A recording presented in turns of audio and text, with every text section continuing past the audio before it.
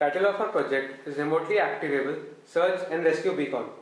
A beacon is a device which can be used to locate an individual when he or she gets lost in snow areas and jungles. Our aim is to make it low power consuming and increasing the battery life.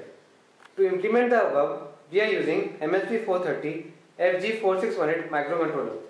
At active mode, it consumes 400 microamperes at 100 MHz frequency, whereas in standby mode, it consumes 1.3 microamperes, making it an ultra low power consuming device.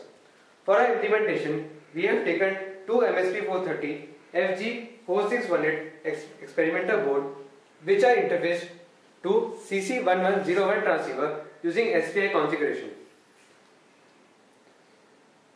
One setup acts as a base station and the other acts as a beacon.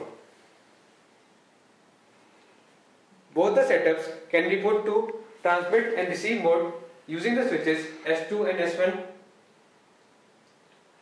which are located on the board respectively.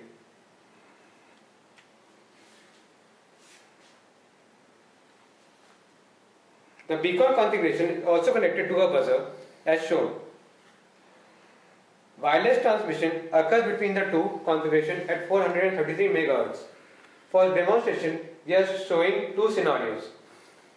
Before that, we have configured the two CCs with the MSPs. As we can see on the LCD that the microcontroller has recognized the transceiver by its number 0x004. Scenario 1. Manual activation. Devices are in the low power mode.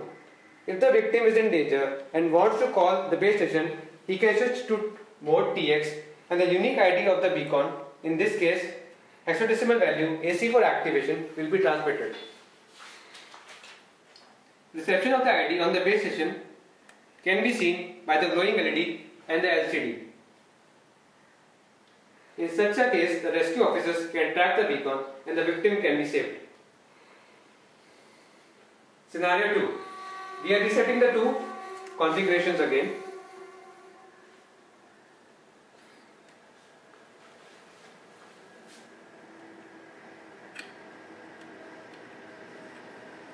This scenario is of remote activation. Initially, the device is in hibernate mode, consuming minimum power. In case the victim becomes unconscious and is not able to contact the base station, his or her beacon can be remotely activated by the base station after a predefined time period.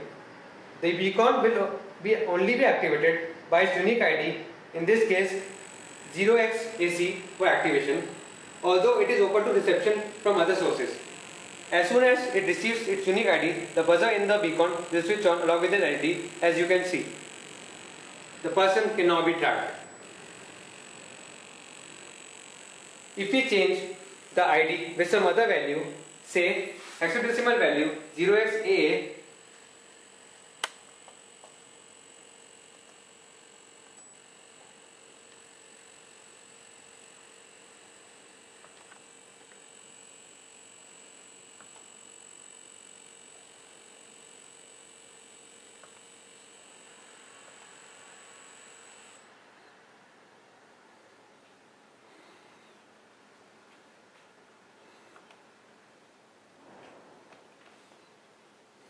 the entire communication process is now repeated and we can see that the buzzer will not be activated in spite of the device receiving the data.